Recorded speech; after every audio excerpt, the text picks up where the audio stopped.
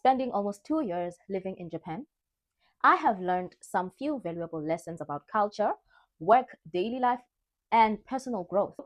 I will be sharing my experiences and also the things that shocked me the most about living in Japan, the things that I will take with me wherever I go next.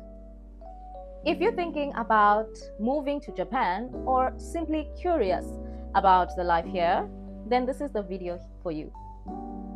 And without further ado, let's get into it.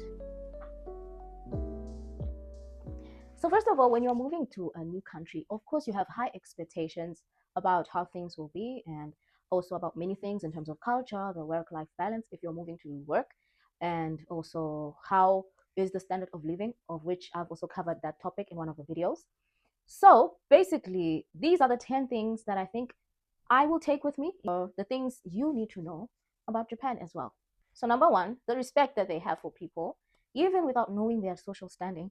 People here in Japan show so much respect towards each other, either between the kids or between the old and the young. They give so much respect and love and consideration for others. You see this even in trains. People are not people don't do phone calls in the trains. You might have heard that before. And that's also showing respect. And they will go out of their way to try and make sure that they do not make another person feel uncomfortable, which is making noise or something like that. But it is not so strict, in so much so that people literally don't make noise, because high school students, when they're walking together as a group, of course they're going to be laughing and making noise and whatnot. But anyway, another thing is the strong culture, or maybe let me say, Japanese people have pride in their culture or in their originality. This is like also dated back to the time of colonization, where most other countries, like where I come from, like South Africa, were colonized, and we had to have like a mix of Western and whatnot. But here, it took time for things like that to even come into the country, or to have any westernization of some sort. So in that makes them be so firm and strong in their originality and showing originality even in the restaurants. For example, if you go to any restaurants that a restaurant that is not Japanese, like for example Italian restaurant, when you get there, you will find some dishes have uh, a little bit of Japanese inspired styles in them, or like a American kind of restaurants where they sell hamburgers. They're gonna have a little bit of Japanese inspiration. Like you won't find a double. You will find a lot of those dishes with a mix of rice in between or miso soup. So they're very strong in that sense. I mean that. But when it comes to fashion, of course, they can be very differently mixed with all the different cultures, and it's very nice. And then another thing I will take with me is giving to others. Being able to give others is something that I did even before coming to Japan, but I did not see it so highlighted or being something so natural towards coworkers or towards friendships as well. Because even when you're meeting someone for like you're still meeting them for the first time, or like for example, if I go away outside of this prefecture and visit some places, when I come back, or when the other co-workers come back, they come back with some gifts, or it's called omiyage. You come back with a gift or something small as a souvenir to show that, to like share with others, which is a very strong culture, to have the ability to share with others. So that is very good in Japan. And then another one is valuing everything you have. By this, I mean, Japanese make sure that they value even the smallest things. They are showing appreciation. Like even with nature, they keep it clean. They make sure that the environment is good. They treat it well, as you can see how clean, or as you can see with the things about the cleanliness in Japan. All of which is another point. The cleanliness is something I will also take with me, because in Japan there's separation of recycling. Like you separate your trash and you don't just mix stuff. So that culture has really taught me to be really mindful and also be considerate of others. I feel like they have a lot of determination, consistency for growth, and very good ambition. When they try to do things, they give themselves time and growth.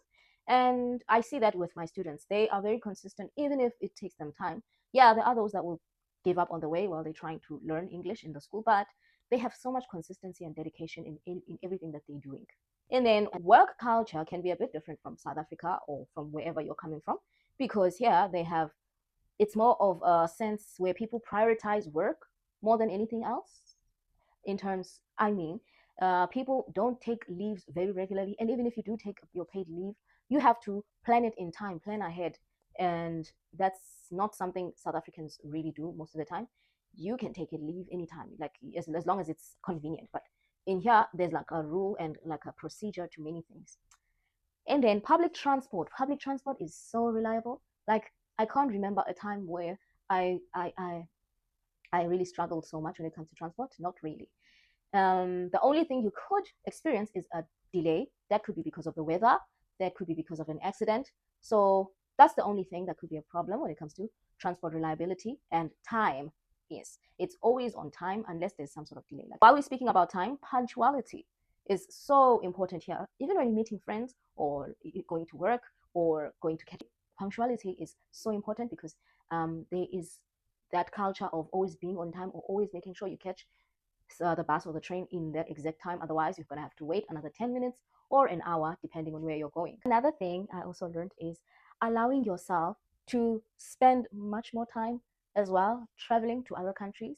Like when I used to live in South Africa, the most people would like be traveling within the country. Okay, the people I knew would be mostly traveling around or inside, like inwardly, not broadly traveling.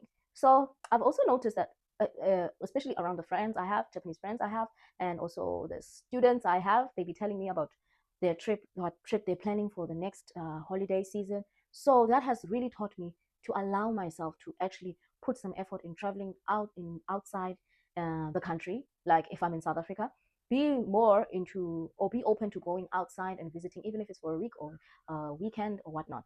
They value traveling so much here, and they value doing it even with family. So that is a very good thing that I've also liked or loved.